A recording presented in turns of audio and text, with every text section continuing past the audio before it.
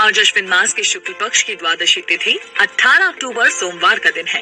देश और दुनिया की खबरों में सबसे पहले बात करते हैं उन खबरों की जो रही सुर्खियों में। कश्मीर में बिहार के 3 लोगों को गोली मार दी गई। इसमें से 2 लोगों की मौत हो गई। हमले के कुछ घंटे बाद ही पुलिस के नाम से एक इमरजेंसी एडवाइजरी सामने आई। इसमें गैर कश्मीरियों को सेना और पुलिस के कैंप में लाने की बात थी। हालांकि जम्मू कश्मीर के आईजी ने इसे तुरंत फेक करार दिया। कोरोना के मामले सामने आने के बाद से पहली बार ऐसा हुआ है जब मुंबई में संक्रमण से किसी की जान नहीं गई। बीते दिन यहां कुल 367 केस सामने आए। फिलहाल मुंबई में सिर्फ 5030 एक्टिव केस हैं। दूसरी लहर में यहां एक दिन में 11,000 से भी ज्यादा केस सामने आए थे। यहां पॉजिटिविटी रेट भी गिरकर 1.27% पर आ गया है। केरल में लगातार भारी बारिश से हालात बिगड़ गए हैं। राज्य में बाढ़ और लैंडस्लाइड की घटनाओं में अब तक 21 लोगों की मौत हुई है और 8 लोग लापता हैं। पठानमथिट्टा के पहाड़ी इलाके बाढ़ से ज्यादा प्रभावित है।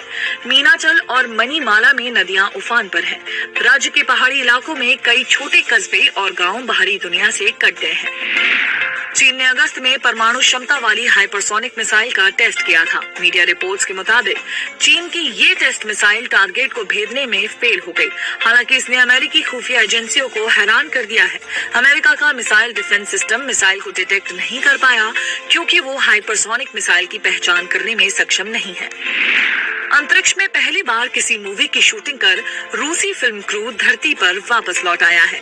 इन लोगों ने चैलेंज नाम की इस फिल्म के एक सीन की शूटिंग के लिए इंटरनेशनल स्पेस स्टेशन यानी ISS पर 12 दिन बिताए। ये सभी शूटिंग के लिए 5 अक्टूबर को ISS पहुंचे थे। उनके साथ वेस्टर्न कॉस्मोनॉट ओले नोवित्स्की भी लौटे हैं। वे 191 दिन से ISS पर मौजूद थे। ये तो थी प्रमुख खबरें। अब फटाफट कुछ हेडलाइंस भी सुन लीजिए। IMF ने इमरान खान सरकार को $6 बिलियन लोन देने से किया इनकार। पहली किस्त भी नहीं मिलेगी।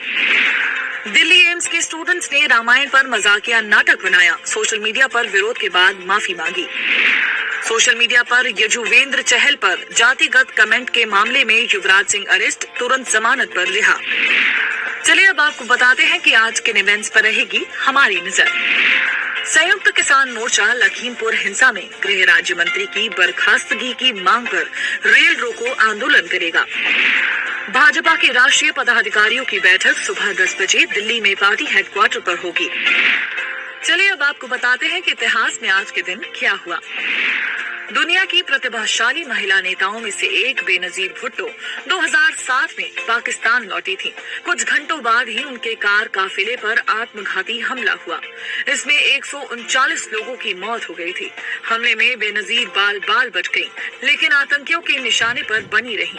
2 महीने बाद 27 दिसंबर 2007 को एक और हमले में बेनजीर की हत्या कर दी गई। बेनजीर ने सिर्फ 35 साल की उम्र में पाकिस्तान के प्रधानमंत्री की कुर्सी संभाली थी। वे किसी भी इस्लामी देश की पहली महिला प्रधानमंत्री बनी थी।